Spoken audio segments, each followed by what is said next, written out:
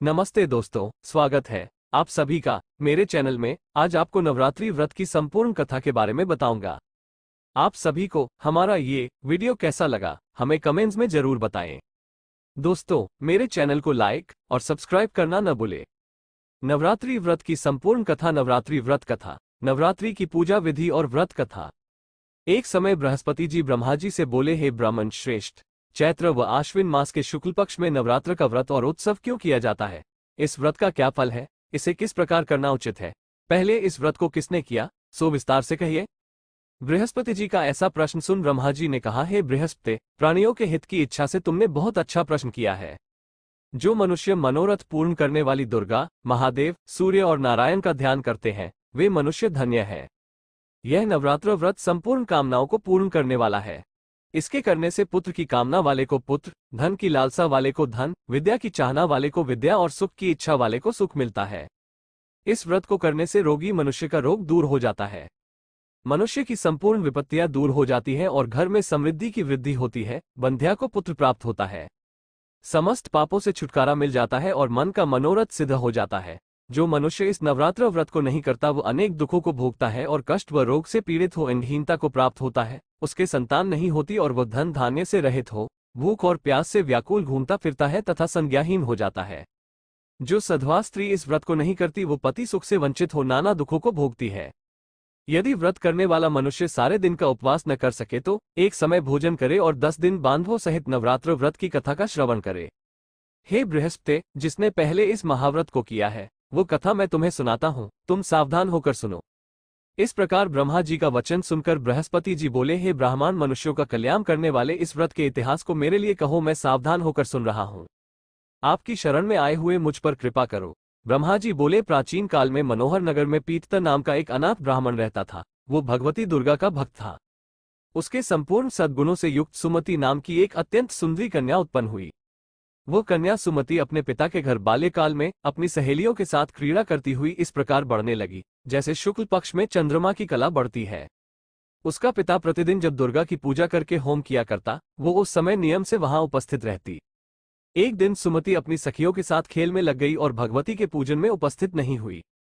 उसके पिता को पुत्री की ऐसी असावधानी देखकर क्रोध आया और वो पुत्री से कहने लगा, अरे दुष्ट पुत्री, आज तूने भगवती का पूजन नहीं किया, इस कारण मैं किसी कुष्ठ रोगी या दरिद्र मनुष्य के साथ तेरा विवाह करूंगा। पिता का ऐसा वचन सुन सुमति को बड़ा दुख हुआ और पिता से कहने लगी, हे पिता, मैं आपकी कन्या हूं तथा सब तरह आपके अधीन हूं, जैसी आपकी इच्छा हो वैसा ही करो।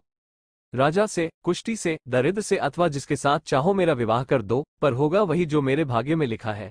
मेरा तो अटल विश्वास है, जो जैसा कर्म करता है उसको कर्मों के अनुसार वैसा ही फल प्राप्त होता है, क्योंकि कर्म करना मनुष्य के अधीन है पर फल देना ईश्वर के अधीन है। जैसे अग्नि में पड़ने से तृणादि उसको अधिक प्रदीप्त कर देते हैं। इस प्रकार कन्या के निर्भयता से कहे हुए वचन सुन उस ब्राह्मण ने क्रोधित हो अपनी कन्या का विवाह एक कुष्ठी के साथ कर दिया और अत्यंत क्रोधित हो पुत्री से कहने लगा, हे पुत्री, अपने कर्म का फल भोगो, देखे भाग्य के भरोसे रहकर क्या करती हो। पिता के ऐसे कटु वचनों को सुन सुमति मन में विचार करने लगी, हो मेरा बड़ा दुर्भाग्य है जिससे मुझे ऐसा पति मिला। इस तरह अपने दुख का विचार करती हुई वो कन्या अपने पति के साथ वन में चली गई और डरावने कुशायुक्त उस निर्जन वन में उन्होंने वो रात बड़े कष्ट से व्यतीत की।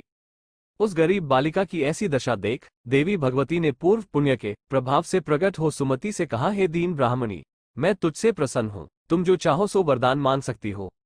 भगवती दुर्गा का यह वचन सुन ब्राह्मणी ने कहा, आप कौन है, वो सब मुझसे कहो। ब्राह्मणी का ऐसा वचन सुन देवी ने कहा कि मैं आदि शक्ति भगवती हूँ और मैं ही ब्रह्मविद्या व सरस्वती हूँ। प्रसन्न होने पर मैं प्राणियों का दुख दूर कर उनको सुख प्रदान करती हूँ। हे ब्राह्मणी, मैं तुझ पर तेरे पूर्व जन्म के पुण्य के प्रभाव से प्रसन्न हूँ। तुम्हारे पूर्व जन्म का वृतांत सुनाती हूँ, सुनो। तू पूर्व जन्म में निषाद भील की स्त्री थी और अति पतिव्रता थी। एक दिन तेरे पति निषाद ने चोरी की। चोरी करने के कारण तुम दोनों को सिपाहियों ने पकड़ लिया और ले जाकर जेलखाने में कैद कर दिया। उन लोगों ने तुझको और तेरे पति को भोजन भी नहीं दिया। इस प्रकार नवरात्र के दिनों में तुमने न तो कुछ खाया और न जल ही पिया। इस प्रकार 9 दिन तक नवरात्र का व्रत हो गया। हे ब्राह्मणी, उन दिनों में जो व्रत हुआ, इस व्रत के प्रभाव से प्रसन्न होकर मैं तुझे मनोवांछित वर देती हूँ। तुम्हारी जो इच्छा हो सो मांगो। इस प्रकार दुर्गा के वचन सुन ब्राह्मणी बोली, अगर आप मुझ पर प्रसन्न है तो हे दुर्गे, मैं आपको प्रणाम करती हूँ, कृपा करके मेरे पति का कोढ़ दूर करो।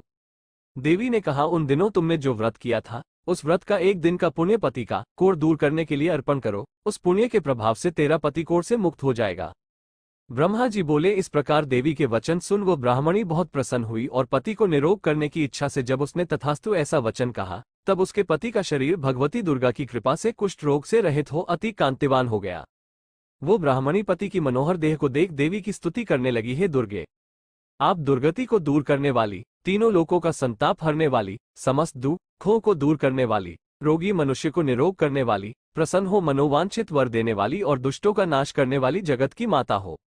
हे अम्बे, मुझ निरपराध अबला को मेरे पिता ने कुष्ठी मनुष्य के साथ विवाह कर घर से निकाल दिया। पिता से तिरस्कृत निर्जन वन में विचर रही हूँ। आपने मेरा इस विपदा से उद्धार किया है। हे देवी, आपको प्रणाम करती हूँ, मेरी रक्षा करो। ब्रह्मा जी बोले, हे बृहस्पति, उस ब्राह्मणी की ऐसी स्तुति सुन देवी बहुत प्रसन्न हुई और ब्राह्मणी से कहा, हे ब्राह्मणी, तेरे उदौलय नामक अति बुद्धिमान, धनवान, कीर्तिवान और जितेंद्रिय पुत्र शीघ्र उत्पन्न होगा। ऐसा वर प्रदान कर देवी ने ब्राह्मणी से फिर कहा कि, हे ब्राह्मणी, और जो कुछ तेरी इच्छा हो वह मांग ले।